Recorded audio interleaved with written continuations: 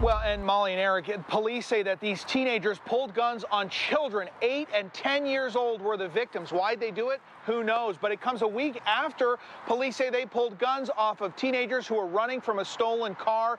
Today, the police chief here told me he feels an obligation to show and tell the community what's going on.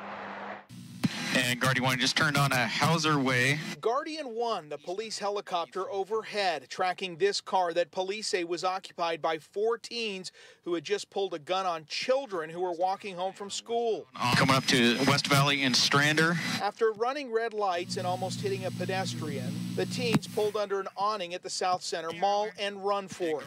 They're bailing at the mall. One just ran westbound into the parking lot. Police caught 2 of them, but 2 got away. We have to take a look, okay, what solutions do we have to deal with this? Today, Renton Police Chief John Schultz said this type of gun crime involving youth is happening way too often. 3 15-year-olds in a stolen vehicle that running from the police and dropped a gun on the way. I mean, kids 15 during the middle of the day, they should be in school. They shouldn't be out committing crimes. Youth crimes are way up in the region, especially stealing cars and using guns.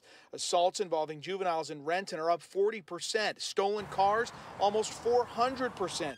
And robberies have doubled. I think we have a responsibility to our community to say something and let them know. Schultz says youth offenders are not afraid of getting caught or hurting innocent victims in their way. A law without consequences is just a suggestion, and I think that's what they're taking it as. They're brazen enough where they're not worried about any consequences or repercussions. So what happened to those teenagers who were arrested out at the Southcenter Mall? Well, according to police, they said those teens were released to their family. Officers still looking for the other 2 teens involved there.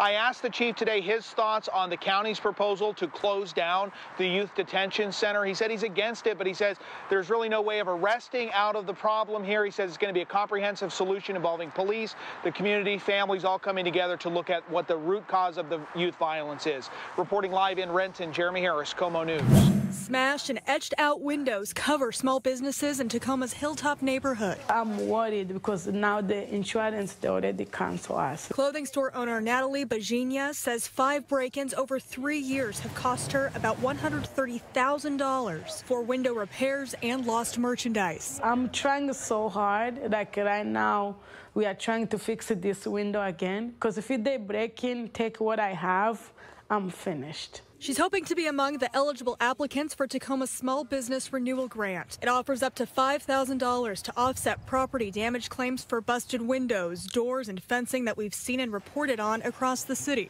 Tacoma is a city of makers and small businesses. Mayor Victoria Woodards explains another option is a $10,000 impact upgrade grant for safety improvements like window security film and lighting. I know it's hard, and that's why we're putting programs like this forward. In the meantime, for Virginia to keep her store afloat, she's even started making and selling healthy juices for her customers. I just want the city to know that we are suffering. What is your message for these businesses that say they feel helpless because of nonstop property crime? I know that this truly is an issue here in Tacoma, and let's be honest, across the country. Mayor Woodard says while property crime is down citywide by 17% compared to this time last year, work is underway to get more help from the feds, and Tacoma has hired 10 community service officers for added public safety. We want to continue to support them as we come out of this storm. Reporting in Tacoma, Jackie Kent, KOMO News.